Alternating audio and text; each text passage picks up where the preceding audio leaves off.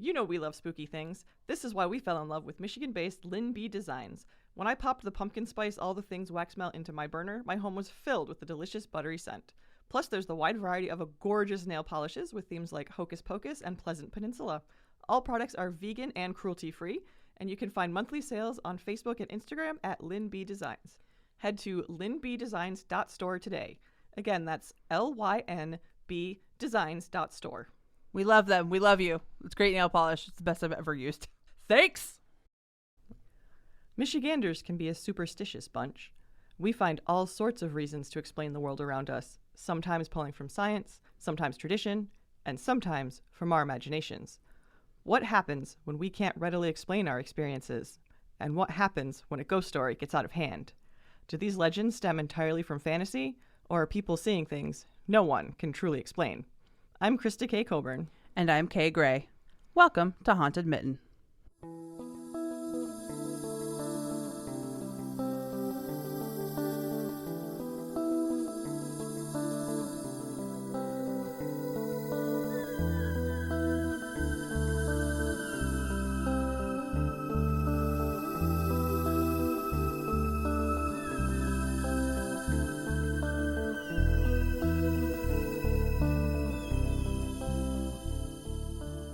The land that is now Grand Rapids, Michigan, has been occupied by humans for over 2,000 years. First by the Hopewell, builders of the large earthen mounds that you can still find around Michigan today. Then, around 1700 CE, people of the Three Fires, the Ottawa, Chippewa or Ojibwa, and Potawatomi began to build villages around the Grand River. In 1806, the first European fur trading post was established by French-Canadian Joseph LaFramboise and his wife Magdalene, who was of mixed French and Ottawa descent and had her name spelled several different ways. Oh, sorry, I need to cut in here to say that framboise is French for raspberry. So he was Joseph the Raspberry. Great. Love it. And so with a name like that, I had to look this guy up. It turns out LaFramboise was originally a nickname for his ancestor Bertrand Fafard de LaFramboise, which means like Bertrand Fafard called the raspberry. Fafard. Sorry. Fafard. He was the first in the family to immigrate to Canada, and the family name was Farfard. Fafard, in case you're curious. But the family in Canada actually decided to adopt LaFramboise as their last name. You may go on now. No, I gotta stop and laugh about Fafard. Yeah, like LaFramboise, LaFafard. Like, I guess I can see why they changed it to LaFramboise. Yeah. Especially if you had to talk to any English speakers. Sorry, your name is what? I'm sorry, go on. What was it? Monsieur Fafard? You said fart. That's the joke. Joseph and Magdalene would travel every fall by canoe from Mackinac Island to their posts along the Grand River, then return to the island in the spring with the furs they had gotten. Joseph was killed near what is now Grand Haven, and Magdalene moved with her children permanently back to Mackinac Island, where she became not only a prominent citizen, but the most successful fur trader in the region. There is an entire Wikipedia page devoted to her, and not even a snippet about her husband. That's how awesome she was. She was really awesome. I do vaguely remember learning about her when we were on Mackinac Island. So fun connecting different parts of history. So that was kind of cool. I totally don't, but maybe that's why LaFramboise sounds so familiar to me. I don't know. It could be. I believe she's buried on the island. Oh, very cool. Yeah. I don't know if her house is still there or like her fur trading post was still there. I can't remember. Something Framboise related? Yeah, because there was something about her in their historical museum, which might have been closed when you and I were there and open when Greg and I were there. I do not remember going to a historical museum, so I have a feeling. Yeah, I think it was. We did a lot more wandering and a lot less building-centered activities. But, I don't know. Yeah, she's super cool. Magdalene LaFramboise. So jumping ahead to the 1840s, we have the establishment of what is now the Heritage Hill Historic District, or perhaps better known as just Heritage Hill.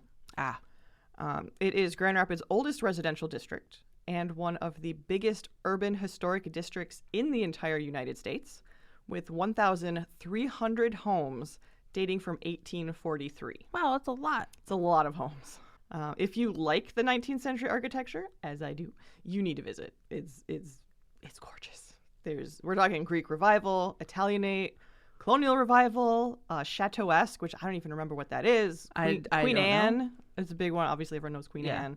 Shingle style, and over 50 more styles. I don't know what shingle style is. I can't remember. I did look it up, but I can't remember now. Is it the house where they have the wooden, like the gingerbread type? like gingerbread houses? It might be. Okay, those are cool. But yeah, 50 more styles than the ones I mentioned, and I don't even recognize all of the ones I mentioned. Right, I couldn't even begin to name you. Yeah, what those are. It's a really cool neighborhood. And if you are a Frank Lloyd Wright fan, heck yeah, there is the Meyer May House, completed in 1909, which I visited. It was probably about 15 years ago, and I loved it. It's beautiful.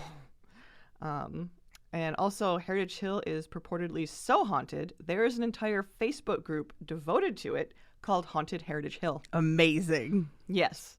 Yeah, I can see it. There's 1,300 homes from 1843 and beyond. Yeah. Some people gotta have died there, right? Absolutely. or other reasons for there to be ghosts. But I'm like, man, a lot of people died in those houses. Yeah, we'll have to do a driving tour sometime. It's really cool. I've been there a few times visiting friends. That'd be awesome. And the Meyer May House was super cool. Yeah, no, I love Frank Lloyd Wright. Me too. I would happily just take like a Frank Lloyd Wright tour. Yeah, there's a few out on that side of the state, yeah. So we could. I've seen a lot of them that are in California. Okay. There's one that's like super hard to get to. That's up, I want to say, in like the Hollywood Hills, but not. I'm going to say the Hills of Hollywood because the Hollywood Hills is a neighborhood. So in the Hills of Hollywood, that's like on this really skinny, windy road. There's a bunch of houses up there, but there's nowhere to park. Like it's just a house. So you can't go in because somebody owns it. But right. You can like, I did a photo shoot back in the day outside of it. It's really cool. Yeah, the Meyer May House is like a museum kind of now. Yeah. So you can go visit. You can take tours. It's really neat. Yeah, that's awesome. That's so cool. Mm-hmm. The Phillips Mansion at 152 North Prospect Ave has a fairly tragic history, I told you, with several generations of death, I told you, in various families who live there. People died a lot in the past, remember. People die a lot. Yeah, 1843, a lot of people have died since then. Indeed. The smiling face of a blonde young man has been seen hovering. I'll pass. Also, the frail body of a young woman was seen lying next to a resident in bed. A friendly-looking gentleman, identified as James T. Phillips, has been seen a few times. People have also experienced hearing disembodied footsteps, unexplained vibrations that knock pictures off the wall, thumping noises, sounds from the attic as if furniture is being dragged across the floor, items disappearing and reappearing, slamming doors, a bright, blinding light, and a cup of paint was sent sailing across the room when the entity was told to shut up. Which is what I would. Well, actually, I'm usually more polite. I'm like, can we please just keep it down? Yeah, no, I'm not going to tell him to shut up and be like, hey, we're busy. Yeah. I understand. Do you mind? You are acknowledged. We hear you. Stop, please. It was a rental for a while, so I think that's why there's so many different experiences. As many old Victorian homes were. They were divided up. Right. Sadly. And I believe they were able to identify who it was, that it was James T. Phillips, because I believe there was a portrait of him in the house. Oh, okay. And they were like, what? That's the guy that I just saw in the hallway. But I've seen this dude. Fair enough. There are more details in the books that I drew these from, which I'll talk about later. Because always get the books. They're fun. Always. One story from Heritage Hill that has a moment or two in the sun, I shall say, is from resident Chris Gibbons. Not only did he write a book about his and his wife's experiences in their home called Trespass, but the story was featured on Discovery Network's show A Haunting back in 2012. Oh, no shit. That's awesome. Yeah. By the way, Trespass was self-published and it is possibly for sale at trespassnovella.com. It says to email to inquire about purchase. Oh, okay. If you click on like the link to Amazon or the link to something, like it's not there anymore. If you click on the like buy the book here, like it's just a dead link. Got it. But it does say inquire, and he's still paying for the site, so I'm assuming you can still purchase it. You just have to purchase it from him. Got it. I thought it was pretty cool that it was on A Haunting. The episode is called Dark Dreams, and the Gibbons family makes up the musical group the Four Leaf Clover Band, and they recorded the soundtrack for the episode. Oh, okay. I tried to look up more information on them, but I don't. They may no longer be together. I mean, this was almost 10 years ago. Sure. But I thought that was pretty cool that they did the soundtrack to their own episode. That's nuts. I didn't know that. Yeah, I want to track this down now. The episode is called Dark Dreams for a reason. While living in the house in Heritage Hill, Chris experienced vivid nightmares. In one that is featured in the episode, Chris experienced being thrown out of a closed window by an invisible force. Yes, I said closed. Ow. Yeah, ow. It's not like the movies. It's not candy glass. Nope. Good Lord, that's real glass.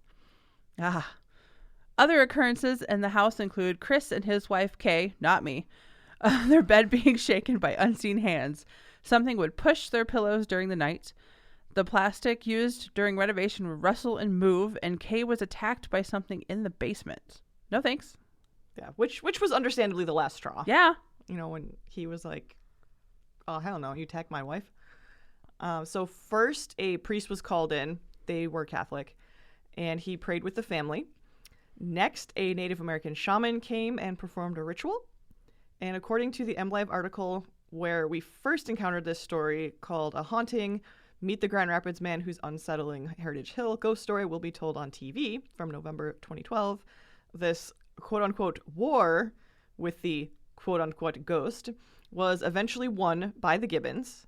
And Chris said the experience challenged his faith and led him to meet others with similar experiences. You can read all about this in his book, again, which is found at trespassnovella.com. How much do you think is TV and how much do you think is them? I don't know. The article came out before the episode aired, and from the way he was talking about it, he hadn't seen it. Okay. He said that he was assured by the producers that they would accurately portray his story. Okay, sure. You know, whatever that means. So, and maybe, but in general, I don't trust TV. So yeah, and then he wrote a book too. Yeah, I don't know. I don't know.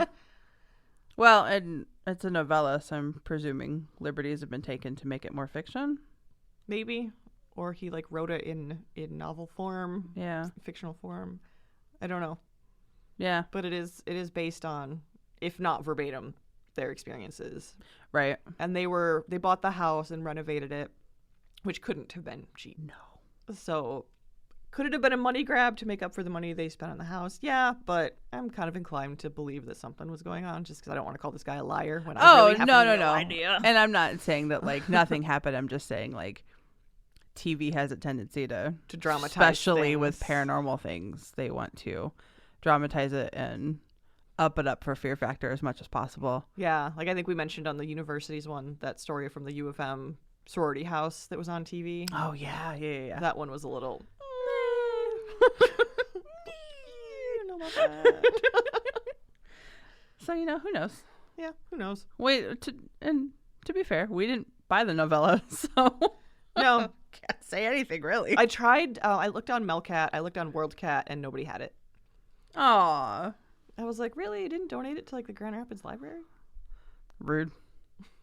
That's fair. We didn't donate any of ours either, so.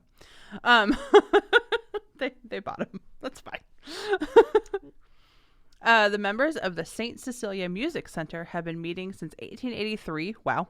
First in each other's homes, then in 1894 in the beautiful building that remains today. And according to Nicole Bray, yay! We remember her, and Robert Duchesne in their book Ghost of Grand Rapids, that building is haunted.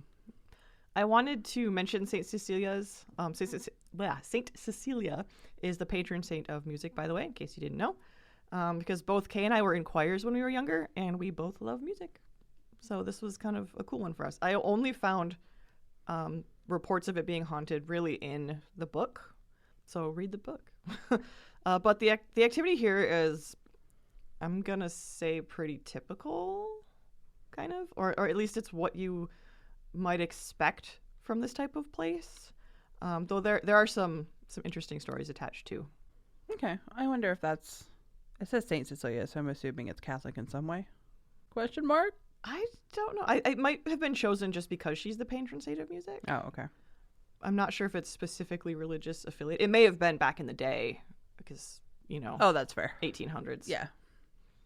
Everybody was religious somehow. Yeah. But I'm just wondering if that's why there's not a lot of reports. No, because that's not true. The Catholics love ghosts. Yeah, they kind of do. Man, the Catholics love paranormal. So do Methodists. That's true. Or at least they did. I was just They did listening. back in the day. Aaron and I were listening to a last podcast on the exorcism of Anneliese Michel from Germany.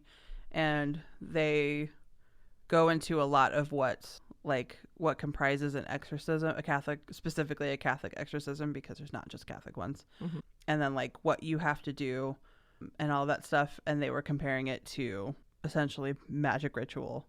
Mm-hmm. And they're the same. Yeah, I've been to mass. I know how this works. So I'm like, that's right. I forgot the Catholics love ghosts. Yeah, the paranormal demons. Yeah, all that stuff is very real to them. Yeah. So now I guess my theory is debunked, that because it's religious, they wouldn't have a lot of stories. The Catholics would be all over that. Probably. Love you, Aaron. My husband's Catholic. A woman dressed in Victorian-style clothing has been seen in Royce Auditorium, seated during performances and practices. Tickets for seat 105 refused to print. West Michigan Ghost Hunter Society investigators doing an EVP session from the seats on either side of 105 recorded a man's voice saying, "Move it." It's awesome. Isn't that great? The recorder was set on seat 105 at the time. Music is heard playing when no one is scheduled to play, and the performance hall is empty. An older African-American man dressed in an old-fashioned janitor's jumpsuit has been seen on multiple occasions, at least once sweeping. He acknowledges those who address him with looks, but not words. Doors open and close, and cackling is heard in the music library. I love that. I can hear it in my head. Cackling is such an evocative word. You know what cackling is. Oh, it's yeah. not just laughing. It's a very specific sound. Someone is very excited about the music library. Yeah. Or finds the music library very evil-inducing. I don't know. I don't know. Yeah. Because cackling is throwing your head back. Yeah, it's so specific. I love it. So a woman once scheduled to perform at the hall died during an operation the day before. Oh, God. More info on that coming. Ghosts of Grand Rapids, the book I just mentioned, names her Mrs. W.A. Greason, which didn't give me a lot to go on because it's her husband's name. The past was the worst. Thank you, Simon Whistler. I was able to find Professor W.A. Greason on Find a Grave. He was a beloved superintendent of the Grand Rapids City Schools in the early 20th century, and he lived quite a while, actually. His wife was mentioned there in the obituaries and other things written about him, and her name was Emma Lyon Withy Greason. Sure. W.A. was her second husband. Got it. So that's why she has the three last names. And she was a pianist as well as an early member of St. Cecilia's. The 5 by 6 foot Tiffany window that depicts St. Cecilia playing an organ and accompanied by two angels was commissioned by her mother in Emma's memory. Aw. And they just recently restored it and have it backlit, so you can go look at it. Oh, good. I want to go see it. It looks huge. There's a picture online, but it doesn't do it justice. I'm sure it doesn't do it justice. Oh, yeah. 5 by 6 foot. That's a big window. Yeah. It's like a me and a half size window. Emma was only 34 when she died and had been married to W.A. for just 1 year. The page on Find a Grave for Emma includes a newspaper article about her sudden death. She went in for surgery at 10 a.m. on February 7th, 1893, and died at 7 p.m. that night. The operation was a... I think it's laparotomy. Laparotomy. Sure. which I should really read these before. I should not do cold reads. But sorry, folks, that's never going to change. That's my best guess at that pronunciation. Folks, it is never changing. It's Greek. The operation was a laparotomy, which Wikipedia defines as, quote, a surgical procedure involving small incisions through the abdominal wall to gain access to the abdominal cavity, unquote. Scary. The article doesn't say what it was for, but it could have been to diagnose a problem or to alleviate one, such as colon cancer. The article does say that this procedure was, quote, frequently performed upon married women and young girls, unquote. Isn't that kind of sinister sounding? Like, this tells me nothing. Why did she get this surgery, and why was it so common for married women and young girls, specifically? What? Someone who knows the history of medical stuff. Email us, please. Yeah, please explain this to me, because, like, what? What? I'm, like, rereading a surgical procedure involving small incisions through the abdominal wall to gain access to the abdominal cavity. Yeah, it was either... Why? They use it for either an exploratory surgery, like they don't know what's going on, so they got to get in there and check it out. Or they know what's wrong, and so they need to get in there and take care of the problem, like maybe cut out tumors or something. So just because it's women and young girls, I just assume it's like uterine related. I'm like, is this a hysteria thing?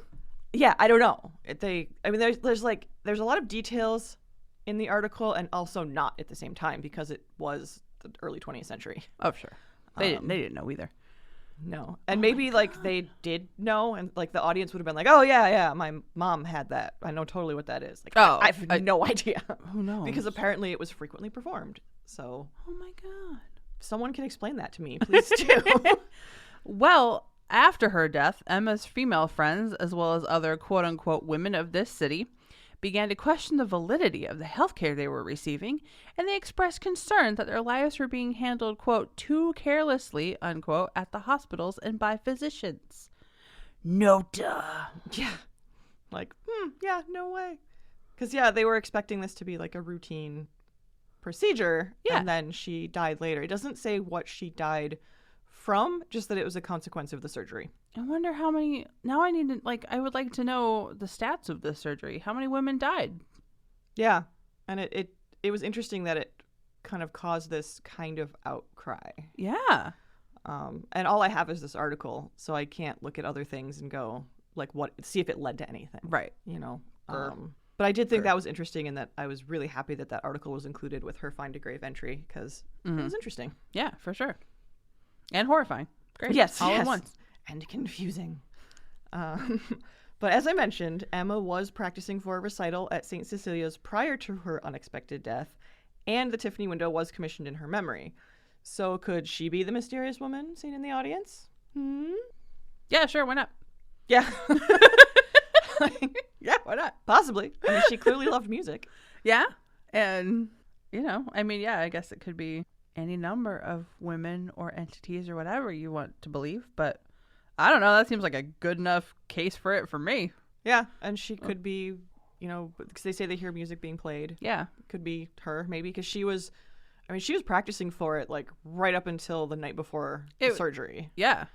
She was fully expecting to come out of the surgery and then be able to perform. Pretty immediately. Yeah, which seems weird to me, when you need to recover a little bit more, but... Nah, people back in the day were like, surgery, boom, done on the farm the next day, milking cows. But women were so delicate. No, but then they birthed a baby and just, got on with their lives. And she did have 2 children with her first husband. Oh, that's nice. She didn't with WA because they were only married a year, which I think is really sad. That sucks. And then he went on to live, I think he died in his 80s or something. He lived a good long life. Dang, okay. And was very involved with the Grand Rapids school system, and that's good. Was a innovator of education and things. So he was kind of an interesting guy too. Yeah. But yeah, this poor woman, only 34. Lord. All right, so we have a photo of the next one on our script, and yeah, I had to include it while we talk about it because it's not there anymore. And I know. It's really cool. That is indeed what I'm going to talk about as the murder house. Yeah, I immediately dubbed it the murder house because I couldn't remember its real name. Love it. We're starting a new rumor. Everybody, this house that's not there anymore in Grand Rapids is called the Murder House. It was actually called the Judd White House. Whatever. Though I'm not actually sure why it was called the Judd White House. It just was. I assume somebody named that owned it. That's how houses get names, right? Yeah, usually. Or the most prominent person who lived there. You don't normally walk by a house and just point at it and go, that house's name is Judd. Yeah, and I don't know who Judd and White were. I'm sure I could investigate further, but that's not what this story's about. No, all right. However, it is possibly the most famous haunting in Grand Rapids, the old Michigan Bell Telephone Company building. You've probably heard of it if you're from the Grand Rapids area. Very probably. Prior to this building's construction, it was a gorgeous 2-story Victorian house known as the Judd White House. It was raised in 1924, but there are pictures online, like what we're looking at. You will often see that Warren Randall murdered his wife Virginia in this house, but that's not entirely true. Nope. Why you research, people? So I research. So what actually happened was Warren C. Rowland murdered his wife, Vashti Perry Rowland, and then died by suicide in the house. Oh, okay. That's better? Allegedly. I will throw that in there. Allegedly. Like, we're pretty darn sure. I'm going to say allegedly to cover our butts, but now we know. Like, forensics strongly point to this is what happened. So Warren and Vashti were married the 13th of March in 1907 in Grand Rapids. He was 25 and she was 21. Just 2 years later, they would be dead. Dun, dun, dun. The July 11th, 1909 issue of the Grand Rapids Herald reported that the coroner ruled Vashti's death as asphyxiation. Duh. This was also sensational at the time, so you'll find a lot of newspaper clippings and stuff about it. So again, do your research before you write a book and put false information in your book. People were not pointing out. So he, the coroner, supposed that she had passed out from imbibing too much liquor, then asphyxiated from the gas that her husband turned on after plugging up the cracks in the door and windows. So prior to the coroner's findings, it was thought that Warren had slashed Vashti's throat with a razor, or even that he had beaten her to death with his wooden leg, then turned on the gas. Oh, okay. And you will still hear these claims today as facts. Like, these are the urban legends, and you find them in books and things.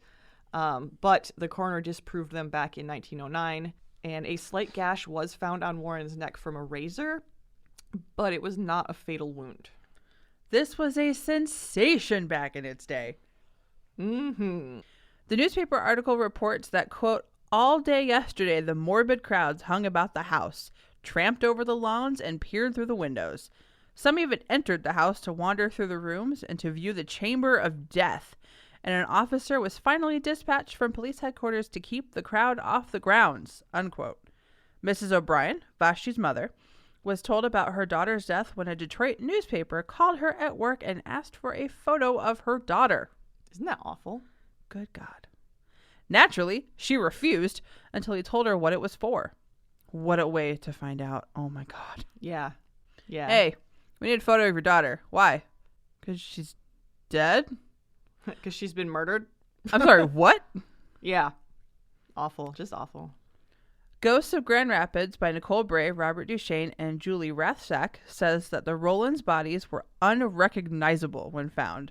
They were so decomposed that they were identified by Warren's wooden leg and the missing reports from Vashti's brother and sister, who had been begging police to find Vashti for about a week. Good job, cops. Good job. Great. They've always been like this. Interestingly, Warren's father had murdered his wife and died by suicide under very similar circumstances. What? Perpetrators of violence were victims of violence too? No way. What? What? It's preposterous. It is supposed that Warren moved from Oakland, California to Michigan to escape the notoriety because, again, sensational stories.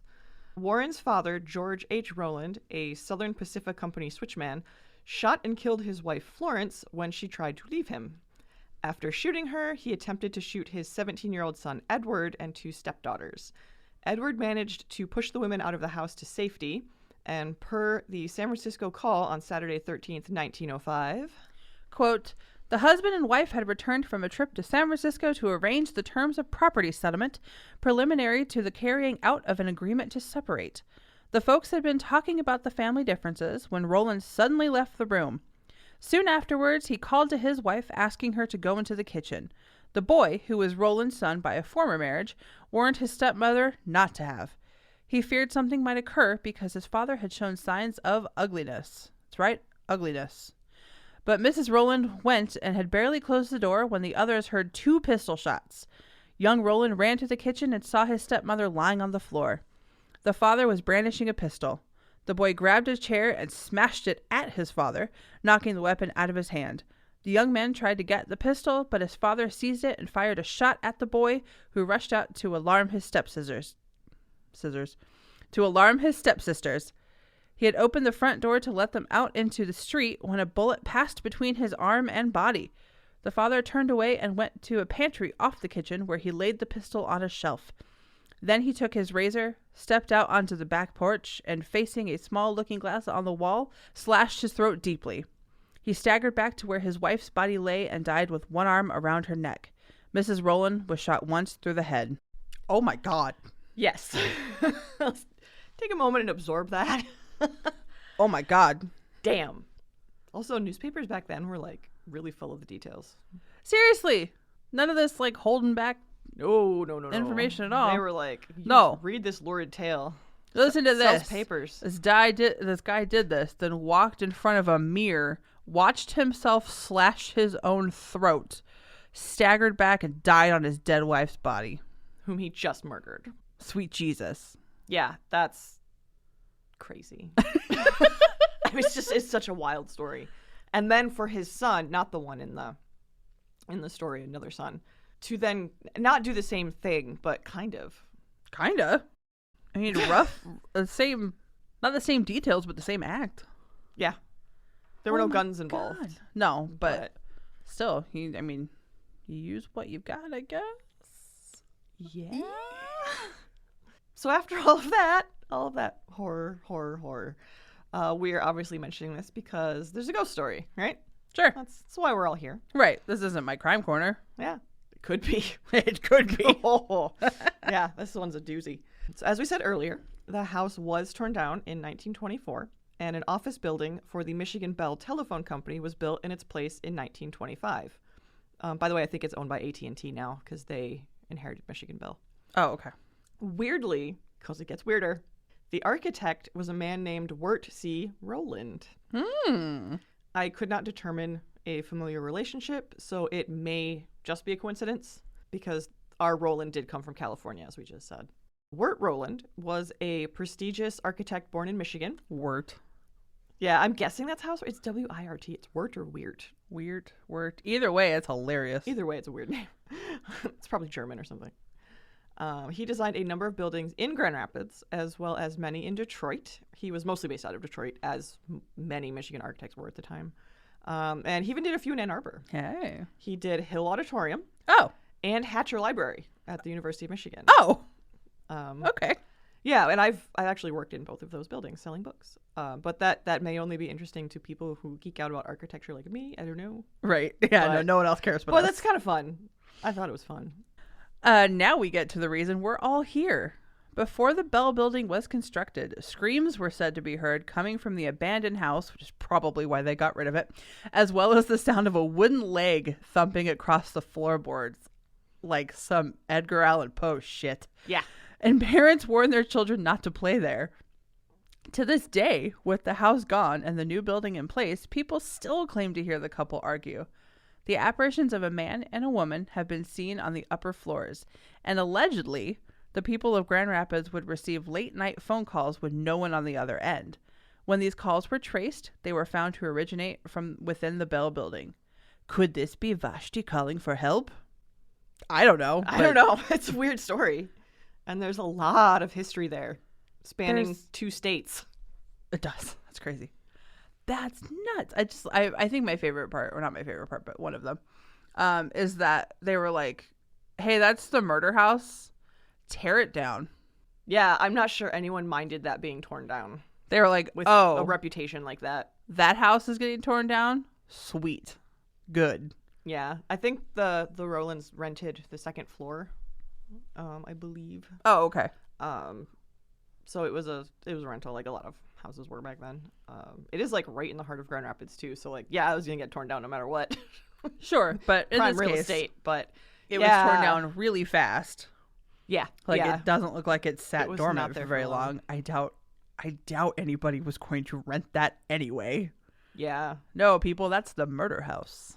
Maybe some people who were like into gory details, because like, yeah, as soon as it happened, people were all over. Like they were there before the cops and stuff, I think. Oh, Like, we've read that about dozens of yeah, crime cases back in the day. It's just like, oh my God, somebody was murdered here. I'm gonna go steal a lock of hair. Like, yeah, it was a CSI nightmare. yeah, please stop tampering with the evidence. And the dead people, they're dead. Yeah, I just can't believe that no one would investigate. Like, there's a whole story, I think it's in the Grand Rapids book, but you'll find it in a lot of different places, of how like they were fighting and they had kind of separated, and then he invited his wife out on this beautiful date and like carriage ride and was kind of like romancing her again, like, hey baby, let's get back together, I'm not so bad. And then they go back to the house and he kills her. It was all a ruse. And You're himself. dead. I don't know if his cause of death was asphyxiation, but they did determine that the razor cut was not deep enough. So maybe he was trying to go out like his dad and then realized that's gross and really hard to do, I would think. My goodness. Yeah. So he probably also asphyxiated, I'm guessing. Okay. Because the room was, completely full of gas. He Right. blocked all the cracks in the windows and under the door and then turned on the gas and yeah. Oh my God. Yeah. Oh. It's pretty gruesome. It's a pretty infamous story, I'm going to say. Right. In Grand Rapids history. Yeah. But most of the sources I found give an incorrect name, and it's because the Eberle book, which is the other Grand Rapids one, had their names wrong and some of the details wrong. And then, of course, everyone after him, instead of actually looking into it themselves with a quick Google search like I did, they just repeated him and often added details to make it more lurid. Oh my God. But I like that the urban legends about he beat his wife to death with his wooden leg actually came from the time. Right. And like the newspaper specifically says he did not beat her to death with a wooden leg, but that's what got remembered. Yeah. Death, wooden leg, got it. Yeah, all of the rumors that were circulating at the time are literally still circulating a century later. Right. That's crazy. Even after the coroner was like, no, I can tell you exactly what happened. Yeah. Like, that also, I find that amazing that they could tell what happened. yeah. Especially since they were so decayed. Like that's cool to me. Oh yeah. Go science. And gross. And super gross, but you know. Yay science. Yay science. Yay old timey and new science. Oh my gosh. And that, Michigals, was Grand Rapids. You're welcome. Yep. The two books we mentioned, Haunted Houses of Grand Rapids by Gary Eberle and Ghosts of Grand Rapids by Nicole Bray and Robert Duchesne, are available at bookshop.org/shop/hauntedmitten if you want to read more haunted stories and would like to get your own copy. Which I highly recommend. Yeah, correct. Every purchase benefits this podcast, as well as the independent bookstore of your choice, and of course the authors. It's a win-win-win. Don't forget to like and review Haunted Mitten so more people find us. Please follow us on Facebook, Twitter, and Instagram at Haunted Mitten. We are also on Patreon. I'm sure you're getting sick of us saying this. $1 a month gets you access to the private Haunted Mitten Discord server, as well as exclusive Patreon content, including the audio recording of our very first live presentation at Frankenfest Detroit about historic Fort Wayne, and our presentation with the Pinckney Library. Yeah, we've done 2. I know. That's oh my God. exciting. I did try to get the video, but I think you can only get the audio. I'm sorry. Dang it. And we have merch. Check us out at hauntedmitten.store. It's cool. I mean, it's I would say it's not a lot. It's actually a lot of merch. It's one design. We're working on it. Yes, we will be getting more. Yeah. And once we start doing events again, we will certainly have a merch table. So. Yes. Oh my gosh. Yes. We hope to have, it says right here, I spoke too soon. We hope to have some other designs going up soon too. If you have a story or want to get in contact about a collaboration, you can email us at the email address that I cannot fucking say, that I have to say at the end of every single podcast, and I'm going to start making you do it. I might switch it up. Contact hauntedmitten@gmail.com. Bam. If I go slow, I can do it. Good job. You can find me, Kay, at Kay Gray Writes. That's WRITES. On most social medias, but really on Twitter and Instagram is where I live. Yeah. That's most of my day. I'm slightly more social on those as well. Yeah. But you can find me on Facebook as well at Krista K. Coburn, CRYSTAKCOBURN. And as always, happy haunting.